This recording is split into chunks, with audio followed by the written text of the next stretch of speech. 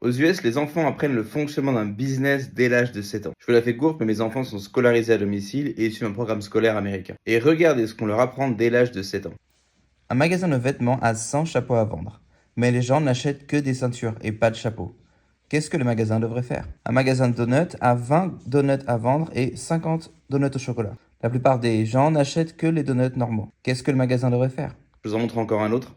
Il y en a un autre, c'est sur un magasin de vélo. Comment est-ce que le client aide le business? Comment les workers, donc les travailleurs, aident à la production des vélos pour les clients?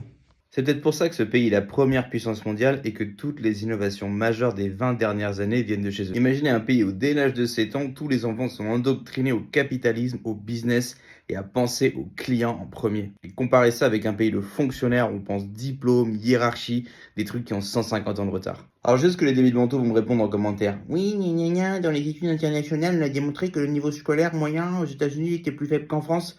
Moi, j'ai une question très simple à vous poser. Pourquoi aujourd'hui tous les meilleurs talents français, dans le médical, dans le droit, dans l'informatique, dans les startups, se barrent tous aux États-Unis? Bon, je vous laisse. Je suis sûr que vous avez un dossier à remplir pour avoir une Xème subvention ou un politicien pour qui voter pour qu'il aille taxer les vilains riches. Pour finir sur une note positive, je vais quand même donner un petit conseil pour la faible portion des gens qui regarderont cette vidéo et qui ne sont pas drogués au socialisme.